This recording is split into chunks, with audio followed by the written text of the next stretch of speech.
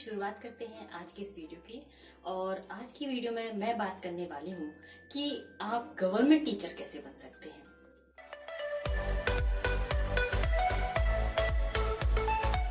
तो कई लोग सोचते हैं कि गवर्नमेंट टीचर करने के लिए क्या करना होगा, मैं किस तरह से गवर्नमेंट टीचर बन सकती हूँ या बन सकता हूँ।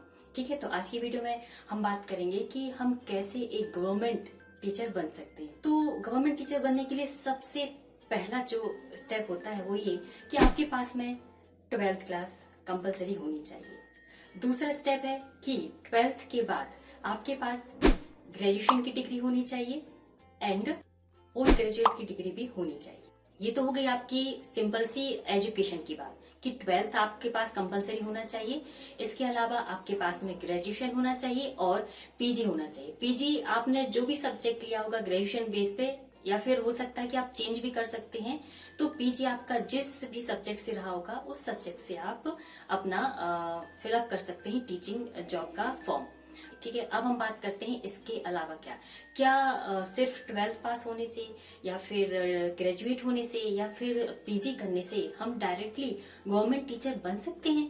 नहीं, ये बिल्कुल भी नहीं होगा, क्योंकि इसके लिए जो गवर्नमेंट्स के रूल्स हैं उनमें सबसे पहला अगर हम बात करें तो आपको क्या करना होगा। तो सबसे पहले आपके पास में होना चाहिए डीएलएड, जिसके बारे में मैं बात कर चुकी हूँ।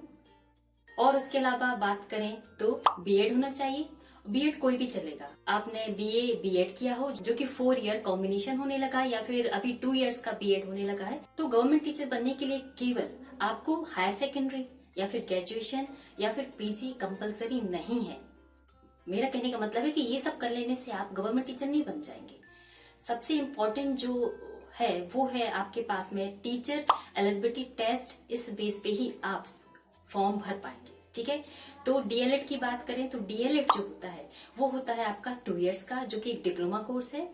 और इसके अलावा अगर हम बीएड की बात करें तो बीएड भी 2 इयर्स का हो चुका है। इसके अलावा आप बीए बीएड भी कर सकते हैं। ये तो हो गई आपकी टीचर से रिलेटेड आपकी डिग्री या डिप्लोमा की। अब हम बात करते हैं आगे का स्टेप क्या होगा।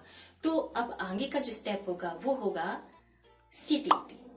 तो सबसे पहले आपको सीटीईटी पास करना होगा या फिर आप टीईटी जो कि स्टेट गवर्नमेंट अपने बेस पर लेती है वो आपको क्लियर करना होगा।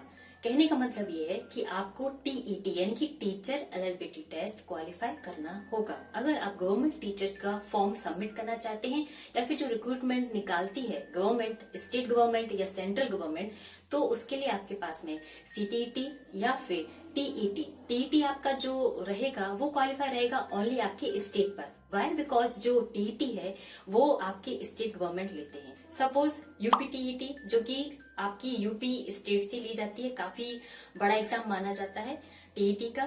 ठीक है, यूपी टेट हो गया और इसके अलावा एमपी टेट हो गया। ठीक है, और पंजाब, तो अलग अलग स्टेट अपना टीईटी निकालते हैं। ठीक है, अब हम बात करते हैं सीटीईटी की। तो सीटीईटी आपके पास एलिजिबिलिटी अगर है तो आपके लिए सबसे अच्छी अपॉर्चुनिटी होगी केवीएस में।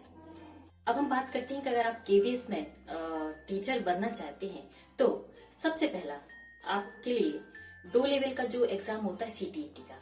पहला सीटीईटी फर्स्ट पेपर जो कि प्राइमरी लेवल के लिए होता है, और दूसरा जो होता है वो होता है आपका सेकंड पेपर जो कि होता है आपका मिडिल क्लास के लिए, यानी कि 6 to 8 क्लास के लिए। ठीक है, अब हम बात करते हैं सीटीईटी में क्वालिफिकेशन, यानी कि क्वालिफिकेशन का मतलब है क्या क्वालिफाइंग नंबर होनी चाहिए कि आप केबीएस में अप्लाई कर सके। ठीक है, तो इसके लिए हम बात करें तो जो जनरल कैटेगरी है उसके लिए 90% आपका होना चाहिए क्वालिफाइंग मार्क। और अगर हम बात करते हैं आपका अदर जो कैंडिडेट हैं ओबीसी एंड अदर, उनके लिए होना चाहिए 60% मार्क्स। कहने का मतलब है कि अगर 60% है तो जो अदर जनरल को छोड़ करके वो 60% बस नंबर ले आए तो वो क्या होते हैं सीटीईटी क्वालिफाई कहलाते हैं। और जनरल के लिए 90% यानी कि 150 का जो आपका एग्जाम होता है 150 मार्क्स का, उसमें से 90 नंबर अगर आ जाते हैं जनरल वालों के तो वो क्या होते हैं वैलिड हो जाते हैं फॉर्म फिलअप करने के लिए। ठीक है, ये तो हो गया सीटीईटी का। अब हम बात कर लेते हैं सिंपल सी एलिजिबिलिटी। तो देखिए, अगर आप केवीएस का फॉर्म भरना चाहते हैं जो कि एक सेंट्रल गवर्नमेंट की जॉब होती है, तो सबसे पहले हम बात करते हैं पीआरटी के लिए। तो पीआरटी के लिए क्या करना होगा? तो पीआरटी के लिए सबसे पहले आपके पास में डीएलएड का डिप्लोमा होना चाहिए। इसके अलावा 12th आपका पास होना चाहिए 50% मार्क्स के साथ। टीजीटी के लिए अप्लाई करना चाहते हैं तो उसके लिए आपका सीटीटी क्वालिफाई होना चाहिए पेपर सेकेंड, एंड इसके अलावा आपके पास ग्रेजुएशन भी होना चाहिए, वो भी 50% मार्क्स के साथ में। अब हम बात करते हैं पीजीटी की। ठीक है, तो पीजीटी मतलब आपका पोस्ट ग्रेजुएट टीचर, यानी कि जो कि आपके हाई लेवल की क्लास को पढ़ाते हैं, तो उसके लिए आपके पास होना चाहिए पीजीटी, जो भी आपका सब्जेक्ट रहा हो। और इसके अलावा इसमें सीटीटी कंपलसरी नहीं होती, बस आपको इसका एग्जामिनेशन क्वालिफाई करना होगा। ठीक है, तो ये केबीएस का बात हो गई, या केबीएस इनकी जो सेंट्रल, केबीएस के अलावा एनबीएस भी सीटीटी के बेस पर क्या करता है, भर्ती करता है। तो इसके लिए रिक्रूटमेंट निकाली जाती है, लगभग सितंबर के आसपास इसकी भर्ती निकाली जाती है।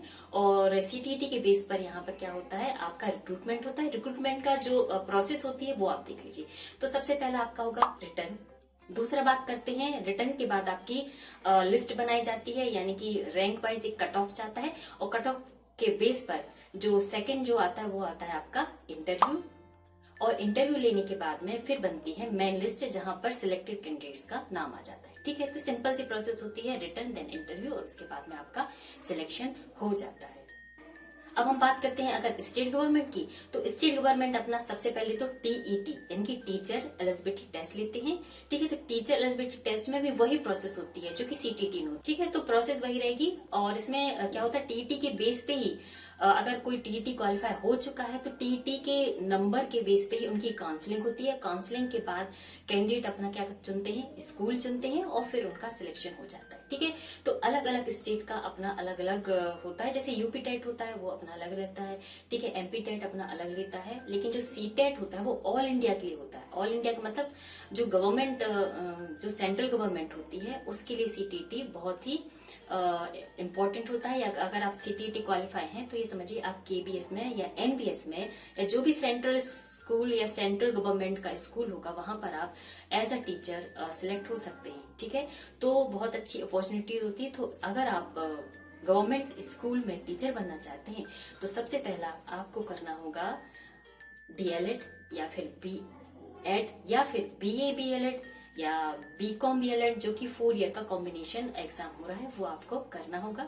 ठीक है, ये जब आपका हो जाएगा उसके बाद में फिर आएगी आपकी बारी टीईटी, यानी कि आपको टीचर एलिजिबिलिटी टेस्ट निकालना होगा, जो कि सीटीईटी हो गया, या फिर आप कह सकते हैं टीईटी, जो कि आपकी स्टेट गवर्नमेंट निकालेंगे। इनको क्वालिफाई करने के बाद आपका जो भी कट ऑफ आता है उस कट ऑफ के हिसाब से अगर आपका नाम आता है लिस्ट में तो आप सिलेक्टेड हैं, अदरवाइज आप फिर से प्रिपरेशन कर सकते हैं। ठीक है, तो सिंपल सा था कि गवर्नमेंट टीचर बनने के लिए आपको क्या करना पड़ेगा, ज्यादा कुछ नहीं करना है, बस 12th के बाद ग्रेजुएशन के बाद अगर आप आगे बड़ी लेवल को पढ़ाना चाहते हैं तो पीजी कर सकते हैं। ठीक है, उसके बाद आप डिग्री लीजिए या डिप्लोमा लीजिए। अगर डिप्लोमा लेते हैं तो आप सिर्फ प्राइमरी लेवल और मिडिल तक ही पढ़ा पाएंगे। ठीक है, तो सिंपल था, आई थिंक आपको पसंद आया होगा। तो thanks for watching this video, और जल्दी एक नए टॉपिक के साथ एक नया वीडियो लेकर आऊंगी। तो प्लीज सब्सक्राइब माई चैनल।